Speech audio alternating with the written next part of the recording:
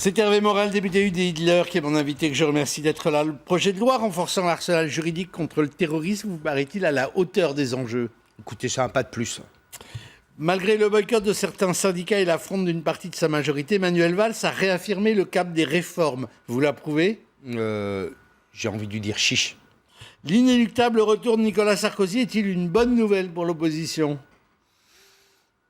Depuis longtemps, j'en doute. Depuis longtemps, je me pose la question. L'UMP est morte, a déclaré Christian Estrosi. Vous partagez ce constat? Non, parce que, j'imagine qu'on va développer. Vous êtes 6 à briguer la présidence de l'UDI. Vous ouvrez un concours avec l'UMP pour savoir qui sera le plus divisé de vos deux familles politiques? Un parti politique a le droit d'avoir un moment de démocratie aussi, non? Bon, et c'est plutôt sain, ça, cette émulation? Ça ne va pas dégénérer? Écoutez, je ne suis pas parti pour dégénérer. Je pense qu'on a tous conscience que Jean-Louis Borloo... Lagarde, Arthuis, Fromentin, Gégaud, Pascoviel, et on apprend même des noms. Hein, Pascoviel, c'est des jeunes, c'est bien. Bon, écoutez, on a mis des règles de transparence, on a mis des règles qui, a priori, nous permettent d'éviter les drames ou les psychodrames de l'UMP ou du Parti Socialiste. Ou de vos voisins du Parti Radical, ça n'a pas été top. Et ce que je crois, c'est que tous ont conscience que Jean-Louis Borloo a reconstruit une maison qui retrouve de la densité et que c'est absolument pas le moment de se déchirer et de redevenir des miettes. Et ce que je crois, c'est que nous avons besoin d'une nouvelle équipe refondée par le suffrage universel des militants pour qu'on construise une alternative.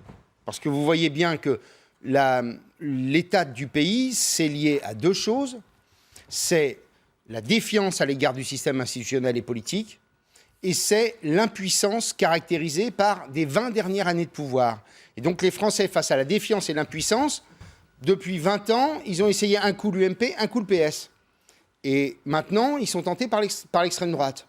Et on a envie de leur dire, on va vous proposer une autre alternative. Mais alors, justement, cette crise de l'UMP, évidemment, côté boutique, vous pouvez vous en réjouir les uns et les autres, mais en fait, tout le système politique en est ébranlé et affecté. Non, c'est un peu compliqué aujourd'hui de dire à un Français, grosso modo, comment les Français vivent un homme politique aujourd'hui?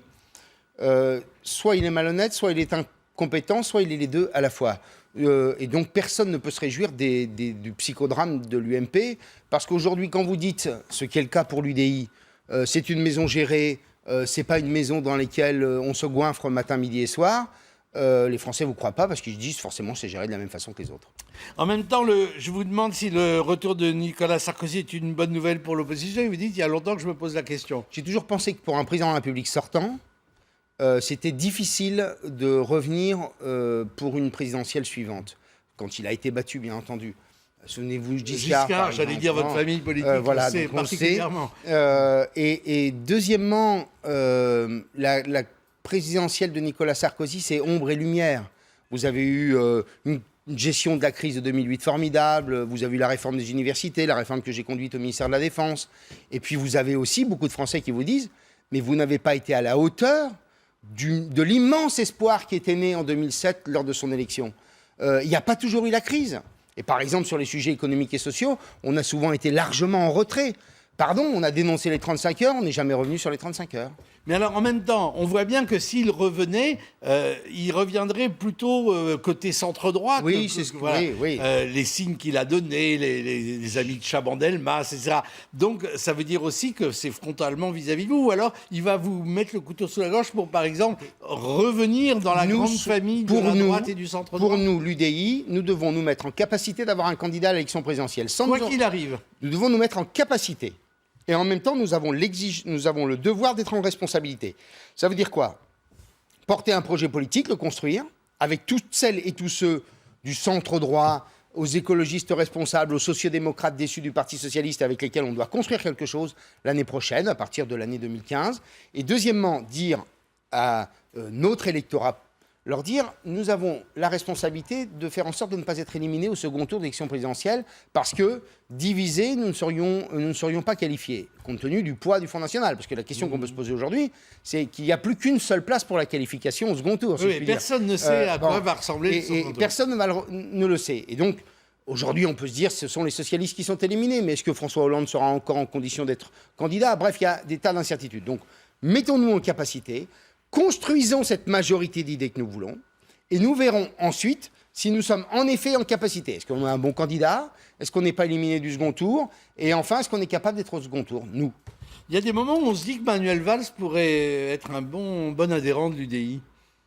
Oui, pour l'instant, il est le pompier, surtout, et avant tout. Mais c'est vrai que je me souviens de la primaire du Parti Socialiste, où il voulait débaptiser le PS. Je me souviens qu'il souhaitait la disparition des 35 heures. Je me souviens qu'il osait parler de politique de l'offre. Et là, il en parle abondamment. Il en parle abondamment, sauf qu'il n'a plus... Il ne fait pas assez. Sauf qu'il n'a plus de socle politique pour faire ça. Quand vous êtes autant discrédité, quand un pouvoir est autant discrédité, comment voulez-vous engager des transformations importantes? Et vous le voyez bien avec la conférence sociale. Pourquoi elle échoue? C'est parce que finalement, il n'y a plus assez de puissance, d'élan politique pour être en capacité d'ouvrir de nouveaux chantiers. Et sur tel ou tel thème, vous pourriez venir à son secours ou à sa rescousse? Il n'y a pas de secours. Je pense qu'à un moment ou un autre, François Hollande sera obligé d'être face à ce qu'il préconisait lui-même en 2008. Souvenez-vous, en 2008, il disait quand un président de la République est très bas, il faut qu'il y ait un moment où il se ressource politiquement. Qu'il se relégitime. Il parlait même de démission d'un président de la République. Moi, je pense qu'il faudra à un moment ou un autre une réponse politique de François Hollande par un référendum, par une dissolution, mais je ne peux pas croire que la France puisse rester encore comme ça pendant 3 ans.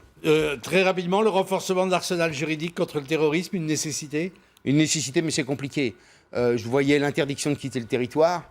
Ces questions-là, je me souviens déjà les avoir abordées quand j'étais ministre de la Défense. Oui, mais il y a une contradiction de droit et de droit de la personne. Il y a une contradiction de droit de la personne. Et puis, deuxièmement, si vous voulez en Syrie, vous n'êtes pas obligé de prendre directement un vol pour la Syrie. Vous pouvez passer par la Turquie, vous pouvez passer par le Liban, vous passez par où vous voulez, et vous finissez par y arriver. Merci beaucoup, Hervé Morin. L'info continue sur LCI.